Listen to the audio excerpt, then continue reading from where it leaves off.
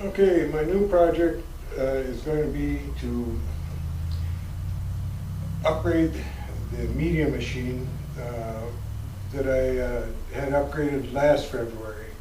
I found a few things that I didn't like about this particular case and the setup, and so I want to put it in a little bigger case with more room because I had difficulty getting graphics drives in and a larger graphics card, that is. I'm finding that I needed more horsepower than I thought I did. So I want to get a bigger graphics card in there and larger hard drives for more storage, faster hard drives too. They'll be SATA 6. So I have the parts already. They're sitting over on the kitchen table in the boxes yet. We'll go over and take a look at it. Okay, here we have a new case, again from Thermaltake. I like Thermaltake cases because they seem to give me what I need for the projects that I've worked on so far. I have 2 terabyte hard drives here, SATA 6, the Blu-ray drive, the GTX 560 Ti from EVGA,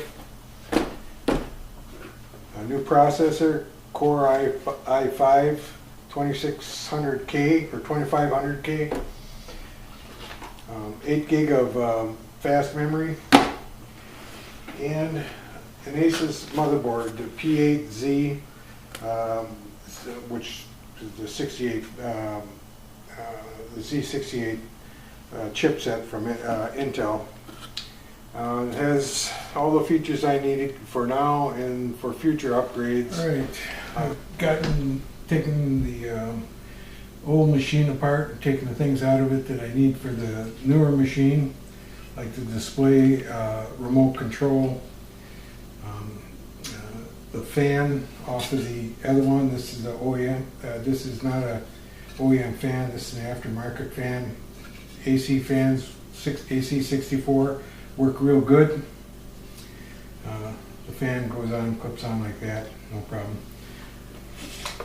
I got the SATA DVD, 1 gigabyte SATA 6. I have the GTX 560 Ti for the graphics. It has 2 DVI and 1 HDMI.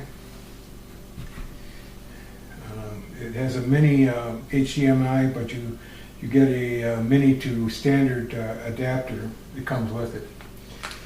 Now, this is the system board. I've already mounted the memory on it, put the processor in, I put the bracket on for the cooling fan, so I can put that on now. The case, it's a pretty nice case.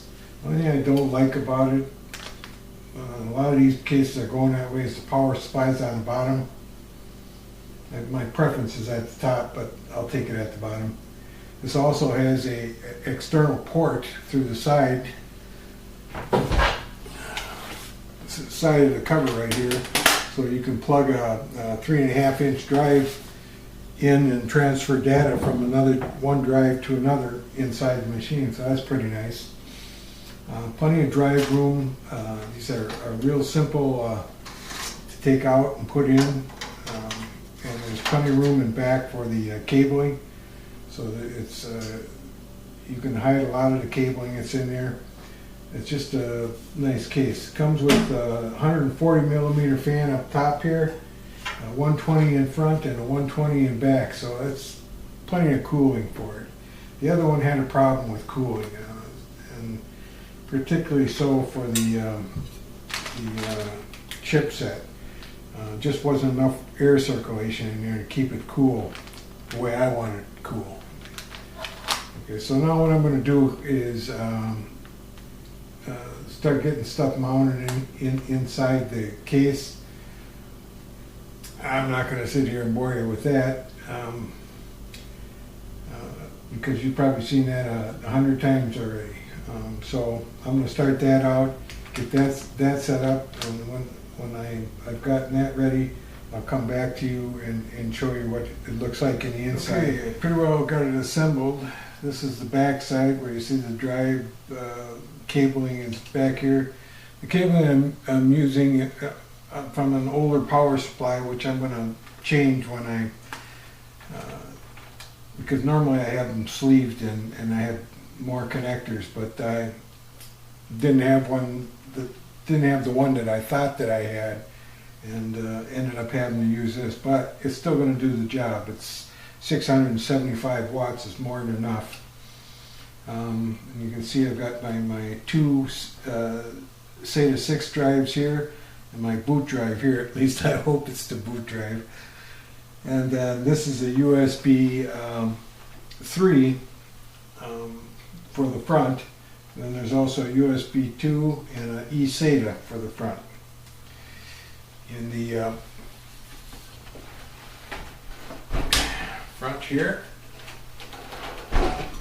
you have the display, power display and information display for the media machine, and this DVD, and of course a 120 millimeter fan. Your power supply down here, your graphics card, your GTX 560, my AC 64 cooling fan. I see a fan that has to be plugged in here too. This would be the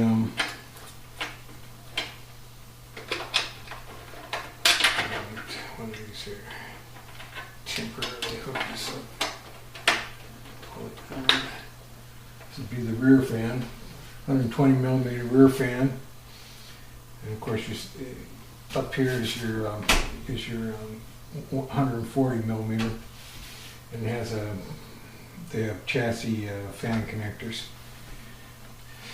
Okay, so it's pretty much ready to go back in the machine. This is an external dongle for a mouse that I use, and this is the adapter for the cable, the HDMI cable. And what else? Everything's just pretty much ready to go. Now all I have to do is bring it over there, hook it up, and hope it works.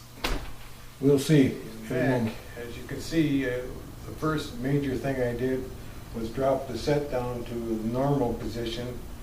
When I was working on the PC upgrade, I was noticing I wasn't able to read the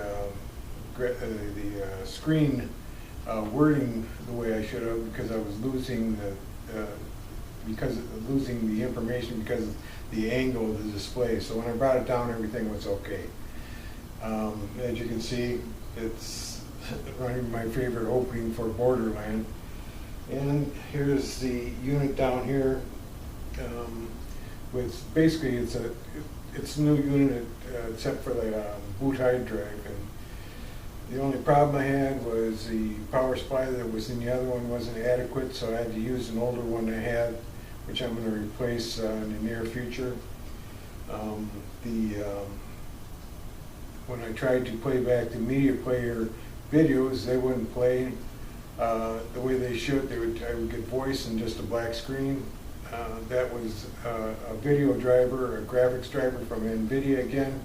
I updated to a beta and everything works fine. It's doing everything I want it to do now. The media center machine is very quiet compared to the other one. You can stand next to it and you can't hear it. I'm really happy with the setup. I have much more graphics horsepower, and if I want to play a game on here, I can play it.